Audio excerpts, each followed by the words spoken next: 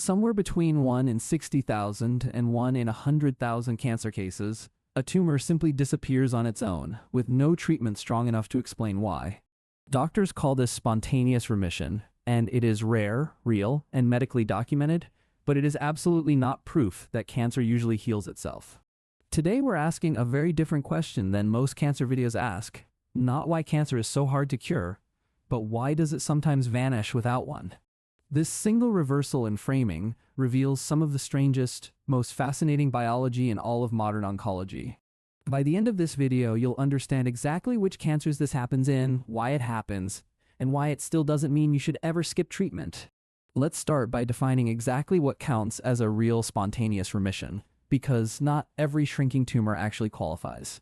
Spontaneous regression refers to the partial or complete disappearance of a malignant tumor without adequate conventional treatment to explain the change. Not every case that looks like a miracle actually is one. Some are diagnostic error, sampling error, a misread scan, or a delayed effect from an earlier treatment. In some documented cases, a biopsy, an infection, an immune surge, or an endocrine event may have quietly triggered the regression, meaning it wasn't causeless, just unexpected. Older reviews by researchers named Everson and Cole helped define this entire field decades ago, and their rough frequency estimates are still cited in modern literature today.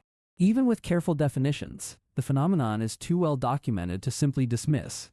Case reports exist across multiple tumor types, some investigated thoroughly enough to convince serious skeptics. Think about what it actually takes for a case to survive that level of scrutiny. Repeated imaging, confirmed pathology, ruled out alternative explanations, and years of follow-up with no recurrence.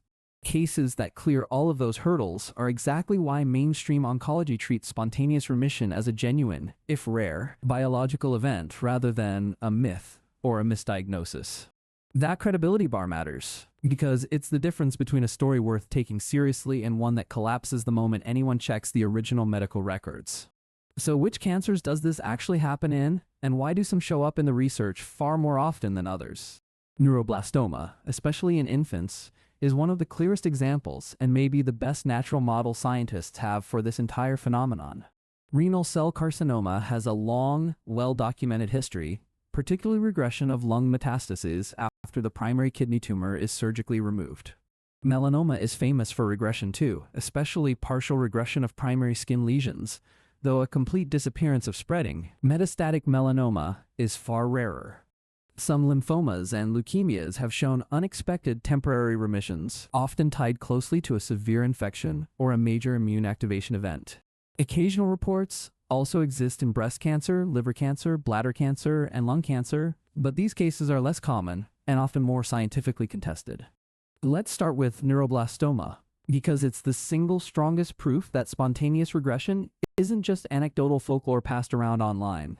In infants, especially in a special category once called stage 4S, tumors can spread in limited patterns and still regress without the aggressive progression doctors would expect in an adult cancer. This doesn't happen in every infant case, but it happens often enough that doctors sometimes use careful, watchful monitoring instead of aggressive treatment in specific selected cases. Several mechanisms have been proposed to explain this: dependence on growth signals that later disappear naturally, and susceptibility to the withdrawal of a substance called nerve growth factor.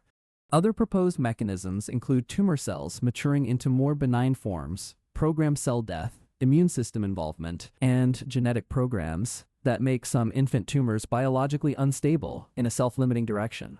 This matters enormously because it proves spontaneous regression is part of mainstream oncologic understanding in at least one specific, well-studied cancer.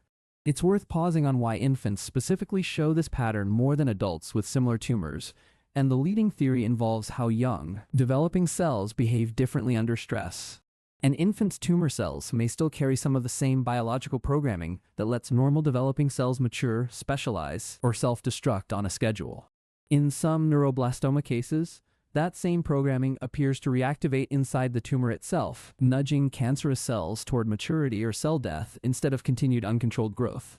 That's a completely different mechanism from an immune system fighting off an infection, which is exactly why doctors treat neuroblastoma regression as its own distinct category worth studying separately.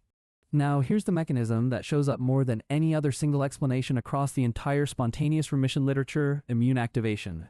Many case reports describe tumor regression happening right after a severe infection, a high fever, sepsis, or some other major inflammatory crisis in the patient's body. There's a fascinating piece of medical history connected to this, called Coley's toxins, bacterial preparations deliberately used in the late 1800s and early 1900s to provoke fever and immune activation on purpose. Those treatments were crude by modern standards, but they foreshadowed modern cancer immunotherapy decades before scientists understood exactly why an awakened immune system could sometimes attack malignancy directly. The logic behind Coley's toxins was almost accidental. Doctors noticed that some cancer patients who developed severe infections afterward saw their tumors shrink unexpectedly during recovery. That observation, repeated enough times across enough patients, eventually became the basis for deliberately inducing fever and immune activation as a crude, early form of cancer treatment. It took nearly a century for the underlying science to catch up, but the same core idea now sits at the heart of some of oncology's most advanced modern therapies. In leukemias and some lymphomas specifically, spontaneous remissions following a major infection have been reported often enough to attract sustained, serious scientific attention over the decades. These remissions are frequently temporary rather than permanent, and that detail is actually scientifically useful since it implies the immune system can suppress disease dramatically without fully eradicating every malignant cell. Modern immuno-oncology makes these older case reports feel far less mysterious than they once did. If modern checkpoint inhibitors and engineered immune therapies can deliberately force tumor regressions today, then it's entirely plausible the body occasionally generates a natural version of that same anti-tumor immune event on its own. There are several other proposed mechanisms worth knowing beyond immune activation alone. Some tumors appear to regress after a biopsy or other physical disturbance, possibly because the tissue injury exposes tumor antigens or alters the local microenvironment around the cancer. Certain cancers may respond to pregnancy-related, postpartum, or other significant hormonal shifts, although this evidence is scattered and mostly built from individual case reports rather than large studies. Tumor infarction or the sudden loss of blood supply can sometimes cause partial destruction of a mass simply through necrosis. And in some cases, cells may shift toward a less aggressive, more mature state, a mechanism particularly relevant to the neuroblastoma cases discussed earlier. Now, let's look specifically at renal cell carcinoma, because it became a classic textbook example of spontaneous regression for a very specific reason. Pulmonary metastases from kidney cancer have occasionally regressed after the primary kidney tumor was surgically removed, even without systemic therapy strong enough to explain the change on its own. One theory holds that kidney tumors can create unusual immune conditions in the body, and that removing the primary lesion shifts that balance enough to allow an anti-tumor response elsewhere. This topic historically intersected with renal cell carcinoma's older reputation as an immunogenic tumor, a reputation later reinforced by the real success of modern immune-based treatments for kidney cancer. In other words, these older spontaneous regression cases may have been early glimpses of biology that formal medicine would only learn to deliberately harness decades later. It's a striking pattern once you notice it. Kidney cancer, one of the earliest documented sites of spontaneous regression, later became one of the first cancers where deliberate immunotherapy showed real, measurable success. That's not a coincidence. Both phenomena likely stem from the same underlying trait. This specific type of tumor tends to be unusually visible and vulnerable to the body's own immune defenses. Recognizing that connection helps explain why kidney cancer keeps appearing throughout the history of cancer immunology, long before the field had a proper name for what it was actually studying. Melanoma tells a slightly more complicated version of this story, and the distinction here really matters for accuracy.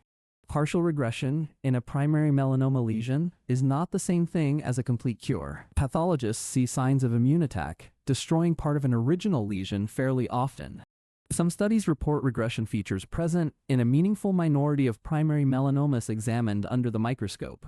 But complete disappearance of already spread metastatic melanoma without any treatment at all remains extremely rare, and that distinction matters for anyone hearing this story secondhand. In some patients, the visible skin lesion partly regresses while metastasis has already quietly occurred elsewhere in the body, which can complicate both diagnosis and prognosis. So melanoma actually teaches two lessons at once. The immune system genuinely can attack cancer naturally, but that alone doesn't guarantee a good outcome at the whole body level. Here's the misconception this entire video needs to correct clearly, because it's the one most often twisted into dangerous misinformation online. Spontaneous remission is not one single mechanism, it's a category label covering multiple different biologic routes by which different cancers in different people may shrink unexpectedly. Cancer isn't one disease. It's a vast family of diseases with different genetics, different immune visibility, different growth patterns, and completely different microenvironments inside the body. A regression pathway that makes sense in infant neuroblastoma may tell us almost nothing useful about a completely different cancer like pancreatic adenocarcinoma. Many spontaneous remissions are also partial or temporary, rather than permanent. A tumor that shrinks dramatically can still recur weeks, months, or years later. Even a genuinely real regression doesn't necessarily mean every single malignant cell in the body has actually been eliminated. So why do researchers still care so deeply about these rare, unpredictable cases if they can't be relied on for treatment? Every single documented case, no matter how rare, adds one more data point to a puzzle that could eventually change how millions of future patients are treated. These cases may reveal natural anti-cancer mechanisms that future therapies could learn to imitate deliberately and reliably. They can help identify which specific cancers are especially immunogenic or biologically unstable in ways worth studying further. They may uncover biomarkers that reveal which patients are capable of mounting these unusual, powerful tumor control responses on their own. And they generate valuable hypotheses connecting infection, fever, inflammation, metabolism, and tissue injury to genuine anti-tumor triggers worth testing in a lab. There's a serious downside to this topic that needs to be addressed directly and honestly. Alternative medicine communities often turn rare regression cases into false proof that almost any cancer can be reversed through mindset, supplements, or faith alone, and that conclusion simply isn't supported. Mainstream medicine accepts spontaneous remission as real precisely because it is so unusual, and because the strongest cases are investigated critically rather than accepted at face value. There's also a real problem with publication bias here. Strange success stories get written up and shared far more often than the far more common, ordinary failures.